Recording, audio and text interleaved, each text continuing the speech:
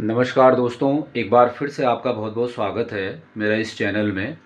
और आज दोस्तों मैं सबसे पहले तो आपको नववर्ष की बहुत बहुत शुभकामनाएं देता हूं। और नववर्ष की शुभकामनाओं के बाद दोस्तों आज बात करते हैं टिहरी की एक प्रसिद्ध धरोहर जो कभी टिहरी की पहचान हुआ करती थी और इसी की मिठास से लोग दूर दूर से खींचे चले आते थे, पुरानी टिहरी। तो उसी विषय में बात करेंगे। अगर आप लोगों को कुछ संकेत मिला हो, जी हाँ दोस्तों, आपने बिल्कुल सही पकड़ा है। मैं बात कर रहा हूँ टिहरी की प्रसिद्ध मिठाई सिंगूरी की। और इस सिंगूरी की मिठास आज न सिर्फ टिहरी में है बल्कि देश विदेश से बहुत दूर दूर तक पहुँच गई है। और हमारे जो भारतीय मूल के लोग हैं जो विदेशों में रहते हैं, अमेरिका, कनाडा, न्यूजीलैंड, ऑस्ट्रेलिया, अलग अलग जगह पे, तो वे इसे मंगाते हैं और कई बार उन्हें पार्सल भी किए जाते हैं इसके। तो आज यूँ तो सिंगूरी पुरानी टिहरी डूबने के बाद कई जगह बनती है, लेकिन जो बात पुरानी टिहरी की सिंगूरी की थी वो कहीं नहीं थी।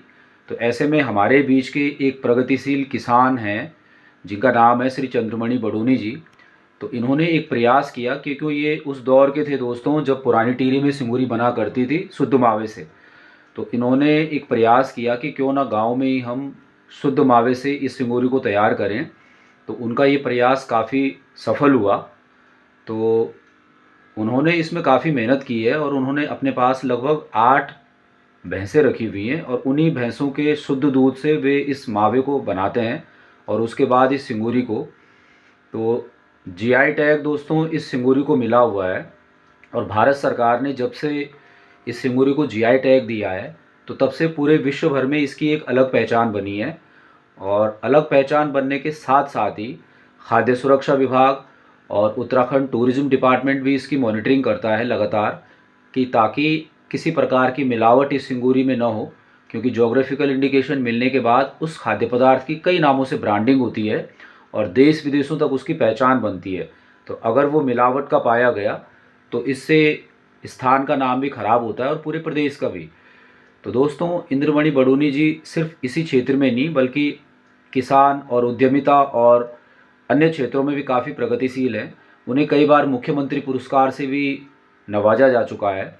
और बंजर ज़मीन में भी इन्होंने खेती करके और कई तरह के औद्यानिक फसलें लगा के, कई फलों के बाग लगा के, बगीचों के फल बेच के और कई तरह की सब्जियां बेच के भी उन्होंने एक नाम कमाया है।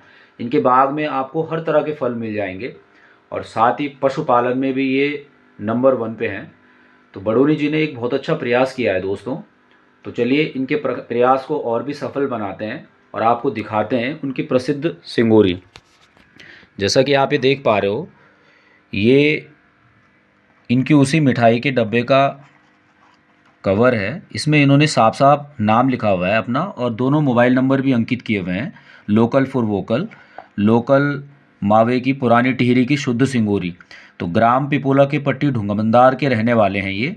जब कभी दोस्तों आपको यहाँ पहुँचना हो तो ऋषिकेश या देहरादून से सीधे घनसाली वाली गाड़ी पकड़ के या घनसाली वाले रूट पे आके जब आप लोग घुंटी पुल के नज़दीक पहुँचेंगे तो घुंटी मोटर ब्रिज से ठीक 1 किलोमीटर लगभग इनका ये घर है और उसी में इनकी ये शॉप है।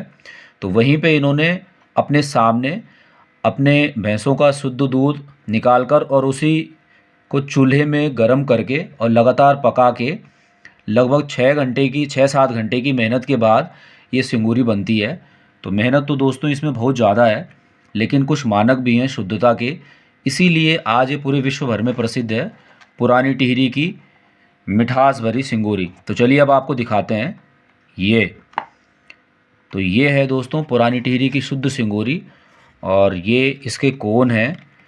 तो ये एक मालू पत्ता होता है पहाड़ में, मालू पत्ते के पेड़ के पत्तियों को ऐसे काटा जाता है, फिर ये कोन नमा संरचना बनाई जाती है और इस कोन पे एक छोटी सी लकड़ी फंसाई हुई है और लकड़ी से इसको टैग किया हुआ है। फिर ये कोन बना है और तब इसमें भरा जाता है इस सिंगूरी को।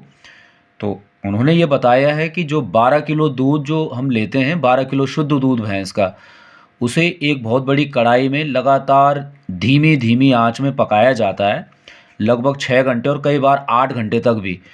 तो 8 घंटे लगातार ठंडी आंच में पकाने के बाद जो उत्पाद बनता है वो दोस्तों ये शुद्ध मावा होता है। और उस शुद्ध मावे से 12 किलो दूध से सिर्फ लगभग 3-3.5 किलो या मुश्किल से 4 किलो मावा बनता है। और तब जाके वो दोस्तों ये सिंगोरी बनाई जाती है। यूँ तो कई दुकानदार हैं जो इसे बनाते हैं, लेकिन कुछ जगहों पे ये सबसे शुद्ध रूप में बनती है, अपने सामने बनती है। तो आज सोचा इसी विषय पे एक ब्लॉग बनाऊं और आप लोगों को दिखाऊं कि इसकी मिठास और इसकी मेहनत क्या है। तो ज्योग्राफिकल इंडिकेशन मिलने के बाद दोस्तों पूरे विश्व भर में इसकी एक अलग पहचान बनी है। और देश विदेशों में भी जो भारतीय मूल के लोग हैं वे ऑर्डर करते हैं। और हमारे कई स्वयं सहायता समूह उत्तराखंड के और टिहरी गढ़वाल के जो अपने कई उत्पाद जैसे दालें, फल, अचार, कई तरह की चीज़ें विदेश भेजते हैं। उनमें से एक ये भी है दोस्तों। तो टिहरी की पहचान और जीआई टैग स्पेशली इसी को मिला हुआ है, प्रसिद्ध सिंगोरी को। तो जीआई टैग मिलने के बाद किसी भी उत्पाद की पहचान जो होती है विश्व भर में बन जाती है। और जब भी दोस्तों ऋषिकेश में कोई भी विदेशी पर्यटक आता है तो उन्हें इसके विषय में ज़रूर बताया जाता है। तो लोकल दुकानों पे और कई जगह आपको ये मिल जाएगी, लेकिन कुछ ऐसी स्पेशल जगह हैं जहाँ को आपको शुद्धता को दिखाने के लिए अपने सामने ही बनाया जाता है। तो बडोनी जी ये दावा करते हैं कि मैं इसे शुद्ध रूप में अपने सामने ही बनाता हूँ। तो कभी भी अगर आपको आना हो तो आप इसके बनने के प्रोसेस को भी ठीक अपनी आंखों के सामने देख सकते हैं। अब बात करते हैं दोस्तों इसके मूल्य की। तो बडोनी जी ने इसका मूल्य भी बहुत कम रखा हुआ है, मात्र 400 रुपये किलो। अगर वे चाहते तो इसे 600 से 800 रुपये किलो तक भी इसका मूल्य रख सकते थे, लेकिन उन्होंने काफ़ी कम रखा है ताकि शुद्ध मावे की ये सिंगोरी आम लोगों तक पहुंच सके। तो दोस्तों आइए इनके इस पहल का, इस प्रयास का एक हिस्सा बने और पूरे विश्व भर में अपनी टिहरी की सिंगोरी को एक अलग पहचान दिलाएं, ताकि लोगों को जो पुरानी टिहरी शहर डूब गया उसकी याद लगातार अपने मनों में बनी रहे और इसी सिंगोरी से वो उसे याद करते रहें। तो जब भी दोस्तों आप अब आएंगे तो ये सिंगोरी ज़रूर खाइएगा इस दुकान पे। तो पता भी मैंने आपको बता दिया, ऋषिकेश से सीधे घनसाली वाले रूट पे आके जो घुंटी मोटर ब्रिज है उसके ठीक सामने इनका घर दिखता है। और बहुत मेहनत करते हैं ये, तो इनसे भी आपकी मुलाकात होगी। तो दोस्तों आज का मेरा प्रयास बस यही था, लोगों के, किसानों के उत्पादों को बढ़ावा देना, उनके उत्पादों का समर्थन करना, ताकि पहाड़ से पलायन रुके। लोग जैसे इन्होंने मुहिम छेड़ी है वोकल फॉर लोकल की, लोकल फॉर वोकल, ताकि स्थानीय उत्पादों को स्थानीय जगहों पे एक पहचान मिले, लोगों को नौकरी के लिए दूर न भटकना पड़े। और इन्होंने अपने साथ 4-5 लोगों की टीम को भी लगाया है, जिसमें कुछ इनके परिवार के सदस्य भी हैं। तो एक व्यक्ति ने इतने लोगों को रोज़गार दिया हुआ है, तो क्यों ना इनके प्रयासों में हम शामिल हों और ज़्यादा से ज़्यादा इनके उत्पाद का प्रचार प्रसार करें। और भी आगे मैं ऐसे कई मेहनती और कुशल किसानों के बारे में आपको बताते रहूँगा।